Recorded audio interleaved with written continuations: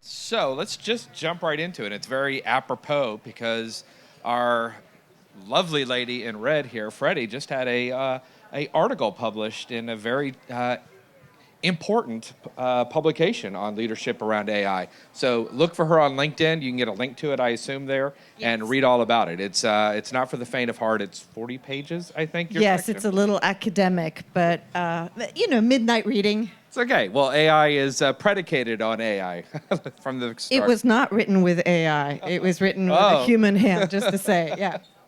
Well, this should be a great conversation because we have some very important thoughts around this in terms of what AI is doing from two different perspectives around this. So let's start really around what this means. So as we start thinking about leadership in organizations and use of AI, how does this change the way that leaders should approach AI? Think about it from an organization perspective. Let's start with you on this first, Freddie. Yeah, thank you so much. I think, just to start, there are so many panels on AI going on at Cannes, so I really appreciate Brand Innovators giving us a little bit of a voice to talk about leadership, which is, essentially how do you rally people around you to get things done and to create, connectivity and purpose. And so I was reflecting on that question, and I would say there's kind of like three important things that AI changes for leaders. The number one is their leadership style. I think they have to change how they lead. The number two is really around their skill set that they have. And number three is around decision making. So I'll talk a little bit to those three, if you don't mind. So first of all, in terms of leadership style, I think what we've seen is in the last decade, leadership has fundamentally changed. So I cover that in my book, Leadership on a Blockchain. We go from these very hierarchical, classic power, influence, and control leaders to much more, federated, open. And what we saw with COVID, which was amazing, is really the rise of the empathetic leader, the transparent leader, the human leader. Everybody in the C-suite becomes, the chief people officer. So that's one big shift that already happened. And I think what we're seeing with AI now is an accelerator beyond that, and what I call sort of the advent of the fluid and synthetic leadership style, right? So you're going to be interacting with both humans and machine, and you're going to have to be a lot more fluid in the way that you lead, and you're going to have to be a lot more synthetic. I was at a panel this morning, and someone was talking as if it was obvious. Oh, do you have AI on your org chart? He's asking me, and I go, no, I haven't really visualized it on my org chart yet. But I thought it was very brave because he's actually kind of putting it out there, right? So that's a very important thing that's going to happen in terms of the change of your leadership style. Then in terms of the skill set, I think what we're looking at is every leader is going to have technological fluency, right? So the days of outsourcing this tech thing to someone else, right? And I'd love to hear from you. I know that you're very proficient. You have to be completely technology fluent. There's no, I'll let the admin do the AI, right? There's none of that. And that's where those fusion skills come in, which is, how do you know how to work with the AI, prompt it, lead it, and also ethically guide it. And then how do you work with a human who needs very different things? Encouragement, sometimes, they have FOMO and all those things, right? That's going to change. And then finally, the decision-making, I think, changes with AI. And I was struck by the CMO of Expedia, who recently talked about how with AI, he's seen his role change from CMO to CIO, Chief Insights Officer. He said, I can be more hands-on across all of my marketing funnel thanks to AI summarization, trend spotting, real-time analysis. I don't have to rely on my analysts. I am the analyst, and Gen AI has given me a lot more scale. So I think on these three things, right, leadership in terms of leadership style, leadership in terms of skill set, and leadership in terms of decision-making changes, a lot of three major overhauls. Paul. Well, drop mic. That's great. Yeah, I don't know how that was, and I do commend you. I've been reading Freddie's book, and it is really thoughtful about leadership. So I'm going to try and distill it. The first thing is I think it raises the bar of leadership. So the first thing I'd say is that it's going to create a lot more transparency on leadership, which I think is great, because obviously in a world where, AI will make leadership more transparent, so it will raise the bar, and I think that's going to be great the first point. I think the second point is knowing versus asking. So I think we all felt as leaders that we had to know, but actually we've got to ask, because the LLMs are going to know a lot more than your average human leader across, a lot of the intellectual. And what leaders are going to have to do is shift the emphasis. Obviously, the old school of leadership was knowing and dictating and directing and commanding. And I think we're going to move to grouping a bunch of people together to get those. Yeah. And I think it's going to move to a world of asking. And that, I think, leads to a point that Freddie said. And the universal skill that leaders, of course, it crops up in every leadership book, is empathy. And I think that is obviously the human quota, that building a culture within a large corporation or a small corporation is all about culture. And obviously, and empathy is a very important component of culture. So I would say that leaders who don't have the EQ, i.e. most of San Francisco and most of Silicon Valley, and we'll come up, I'm going to save the Eric Schmidt thing till a later question. But I think that's going to be the second thing. I think the third thing is that obviously AI is going to speed life up. I mean, we all know that within a heartbeat now we can be speed and efficient and a lot of the hygiene. But I think in a world, I actually said it on a panel this morning, I think stillness, I'm going to use the word stillness, I think leadership will be in this crazy speeded up world of AI. We are going to have to pause, and its leaders are going to have to step in and create, and I'm calling the word stillness, create an element of stillness to reflect on decisions that we're taking. Because, yes, I kind of quite like making bad decisions on a Monday than a good decision on a Friday, because you keep the momentum going. But actually, the stillness is going to be, really important strategic questions and directions are going to require you to step in. My only anecdote was, I said it this morning and it came through. So I remember I did a lot of work with Google. I helped launch Chrome, Android, and I worked with loads of engineers. And I would sit in Mountain View with all these engineers. And everything was about speed. So I would just translate it essentially in this AI age. It was all speed, it was efficiency, it was hygiene, it was totally engineering speak. And so I used to actually stop them heretically. And I'd go, but humans are actually human. They yes, I understand, we want to, millisecond faster of a download of a website is important. But and I use this terrible analogy, I said, where do the people wallow? If you're in Africa, the hippos just sit in the mud, and I kind of use this analogy. Anyway, this point about stillness and making decisions, and actually everything isn't about speed and efficiency, because humans are actually, yes, if it's very hygiene and you just want to purchase something and AI is going to help you in that process, but then there'll be other things that you might want to reflect on. Anyway, those are a few things. I think these are excellent. And I want to comment on the stillness and the lo-fi. What I'm seeing is a little bit of a fraction, and I know we're going to talk about clashes between humanity and AI in a minute, a clash between that search for stillness that we see on the leadership side and the acceleration that we see on the worker side. So Amazon just last week very proudly announced that they're asking all of their coders to work at twice the speed, because they're like, well, you've got AI, so what you waiting for? And I was horrified at that, because then, we're getting into a very, very sort of automated, robotic version of humanity. And in contrast to that, one of the things I've noticed is a lot more leadership retreats and seminars that are happening in stillness. So the latest is, a leadership talk in a forest, for instance. And I think what we're seeing is this desire for, lo-fi, no machines that can secretly, by the way, in the background be recording this conversation and then send you the executive summary. So it's a really interesting point on how, as these things happen, there's always sort of the accelerated version on the one hand, let's give people even less time, and then the counterbalance on, well, we need to find more time. Yeah, I think it's just that the leadership aspect of it is being able to intervene at the right point.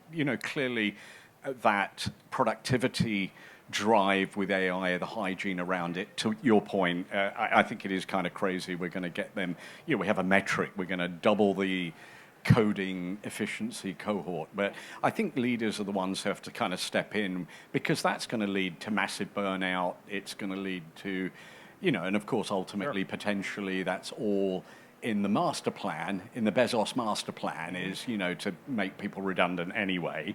I think that, again, this point of leadership stepping in at these inflection points and reading the psychographic, reading the mental health, reading the culture. And I think ultimately companies that are built to last are built not on AI, because it will aggregate to the average. And of course what it will do is it will just, the arms race around three companies that will run the world. Yeah. Mountainhead. Has anyone seen Mountainhead? The new, it's kind of fiendishly, Ed and I were talking about it. But yes, the difference that will make the difference, I think, is still culture, supplemented by amazing co-pilots. Yeah. And just one more thing you made me think of. We have a partner at UNICEF who came in and they talked to us about how their vision is around the two axes of exploration and exploitation. So they said on the exploitation linearity, it's all about, doing a job and doing it very well and maybe using AI to do well. But then they also ask that their employees have exploration, I guess a little bit like in the old Google days, right? Yeah. And that exploration has to be the lo-fi, the, non-AI time. And I thought it was beautiful that they recognized that these two dimensions have to coexist in the work sphere. Totally. Yeah, and how leadership enables that. Well, now let's get to question number 2. Who needs questions? Well, we've just kind of, prompt, we've woven this in here already. A little bit is this intersection and this upcoming clash of really humans and AI, and using it as a tool that helps you to be, more efficient and effective at your job, but not losing the humanity of why do we do it, like at the end of the day. So how do we think about this really from a cultural perspective of utilizing AI as a tool and areas to be on the lookout for areas that can actually be detrimental to an organization? Paul, let's start with you. Well, the first thing I think I've been thinking a little bit, I'm going to simplify this so my mum would understand. So there are these companies that were built to last 100 years ago. So I call them the incumbents, and then the other end of the spectrum, just to simplify it, the challengers. Obviously, the companies in the last couple of decades, maybe even yesterday, was invented. The ones that are the incumbents tend to be the engineering mindset. They're the technology companies. Obviously, Google. I came here with 2 people from Google in 2001. They have 500 people here. So within 20 years, you just look at the growth of a Google. What I was thinking was just the psychographic is, I think the companies that were incumbent were built on humans. They were often product companies. They were often invented by someone. They were often very physical. If you think of Coca-Cola versus Intel at the other end of the spectrum, or a DTC brand versus a brick and mortar company. And I think that the way you look at the application of, I call it the messy middle. I'll get to the point. I think both of them will get to a messy middle. And that's the really interesting point, because the incumbents are trying to become much more technology oriented. Yep. But their mindset and their muscle memory is obviously product, service, often products or traditional incumbent. So their messy middle is, how do we embrace technology in reverse? Mm-hmm. And I think, so they're human becoming more technology enabled, and the incumbents are, their messy middle is, we are technology, but how do we become more human? I recall, again, another Google, we did a little survey, and we put it in a deck, and it showed, it was a word cloud. Remember those word clouds that you got? And the biggest word was evil. It wasn't, actually, the second biggest word. The biggest word for Google was search. The second biggest word was evil. And obviously, yes, that's kind of the thing that the two founders didn't want to be evil. So this ends up in a presentation to the two founders. But that's the messy middle, is that they were desperate to be a human company, but they were actually a technology company, and the consumer saw them as an evil company. Anyway, it's the messy middle is where I think you have to view this. I mean, obviously, you could make it much more complex, but I think that's the existential crisis the incumbents have versus the challengers. And they both have challenges, by the way, because everyone thinks that Google's going to win the world and Apple's going to dominate, and Amazon. But Amazon needs to be more bloody human. Well, it's finding that messy middle, to use your words, is that chocolate and peanut butter. Some have more chocolate, less peanut butter. Some have more peanut butter, more chocolate. But what's that right combination, which is really about finding that human and that technology components? Yeah, and if I can come in on the messy middle, I think what's interesting is right now we're still early stages. So when people hear messy middle, they may be thinking, so I do my human part, and then I bring AI, and that's the messy middle. I think the reality of the clash is that we have to get to a real symbiosis between humanity and AI. That there's no choice, right? The understanding of AI as a tool is profoundly erroneous, and I know we're going to talk about that later. It's not a tool. It's a complete redrafting of our own humanity. So I look at that clash, and I think, it's not us versus the machine. It's really us enhanced by the machine. And, in my paper, I outline a scenario where even the machine reaches AGI, has the ability to even lead us, and that's kind of, I know it seems terrifying, but I think it's going to happen. Even things like I installed this new software on my computer called Read.ai. When you're having a conversation with someone, it records everything, the video and the conversation. 5 seconds later, it sends you the transcript. That's pretty standard. But what is not standard is it gives you a play-by-play view of the video feed, and it tells you when did you stop engaging that person, when did they react negatively, and it's reading their emotions for you and then sending you an emotional graph to lead you for the next interaction better. So when we say, the tech's not quite ready, we are in that messy middle and symbiosis. And there's a couple of things that I noted in terms of things we have to be careful about. Something I talk about in my paper is this idea of digital Taylorism. I think what would be terrible is if we went back to the beginning of the century, right? And then we have people on a line, but here it's just people on a digital line. So you do have leaders who will go too far, and then they will go back into the old mechanistic approach of leadership, where it's always used for control and combat. And then we go completely backwards. Story on that is JP Morgan has their cameras on their analysts 24/7. If they leave their desk for more than 5 minutes, they get buzzed on Teams and they go, "Where are you?" That to me is digital Taylorism. If they're bankers, I hope they get electrocuted. There's like a little, somewhere on a very private part, they get that's.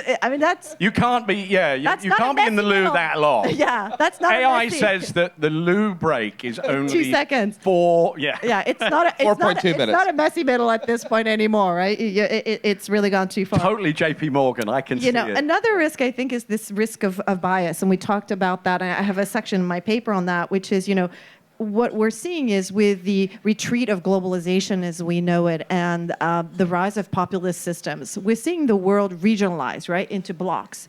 And as the world regionalizes, so does AI, right? So China's view of what AI is supposed to be for, how it works, is a very different ethical paradigm than how the US is using it, even how Europe is using it. And I think that will factor a lot into the interaction and this clash you were asking about between humans and machines. There will be very different sort of cultural literacies as to what people believe AI is for. And then the final thing, and the thing I'm most passionate about, is how the heck do we derive meaning from our lives? If we wake up every day and we know we don't have jobs, we have universal basic income, what is it that we do to fulfill ourselves and find that meaning and help others? I think we're going to have to completely redraft that. And that is very, very profound and no longer kind of a middle issue, but a real existential issue. Yeah. So we've been hearing about digital transformation for, it seems like decades now in different things.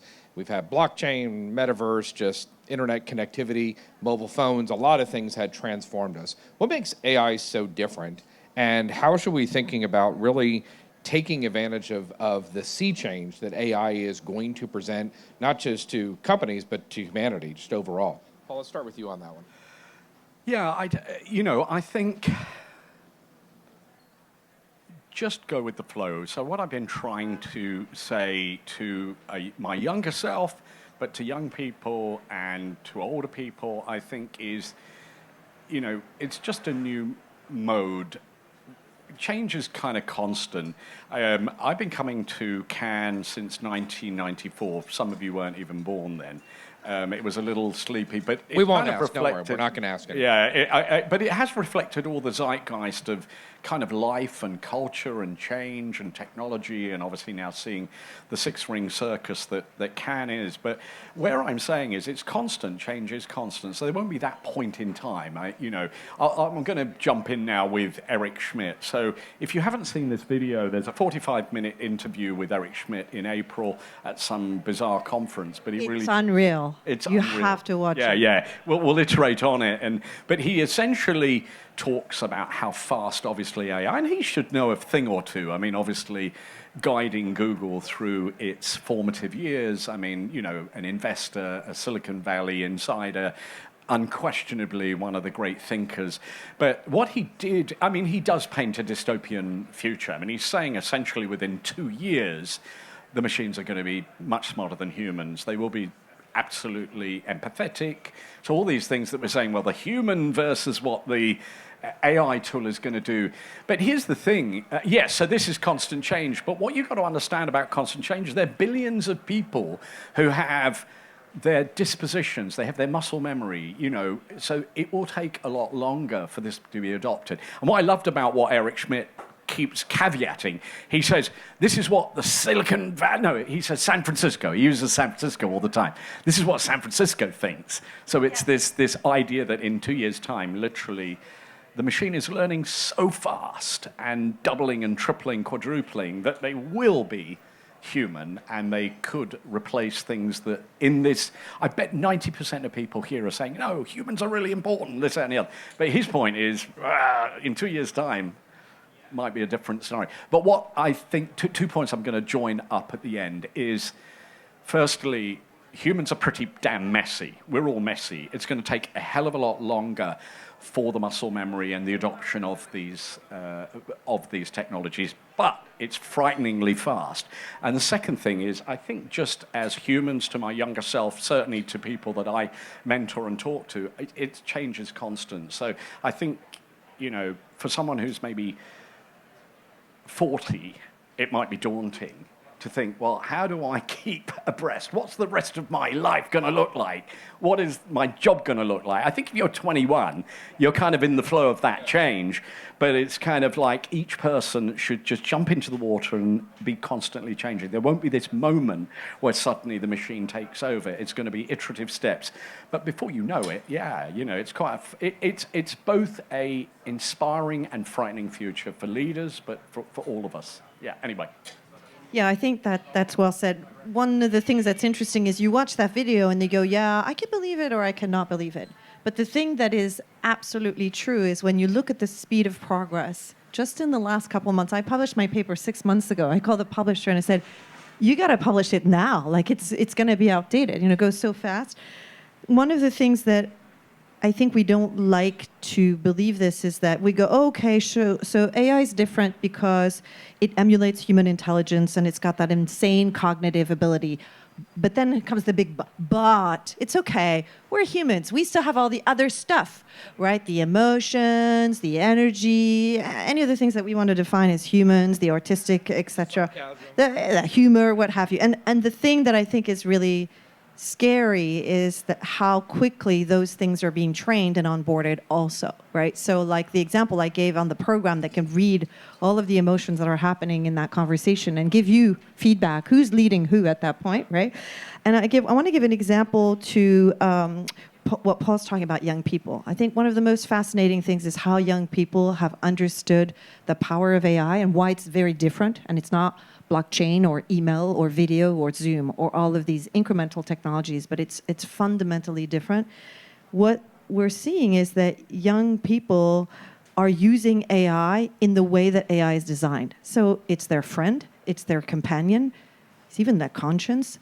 they're not searching with AI. They are thinking. They are emotionalizing, right? So my daughter was telling me how she uses her Claude, her words, for narrative self-governance. And I was like, what the heck is that?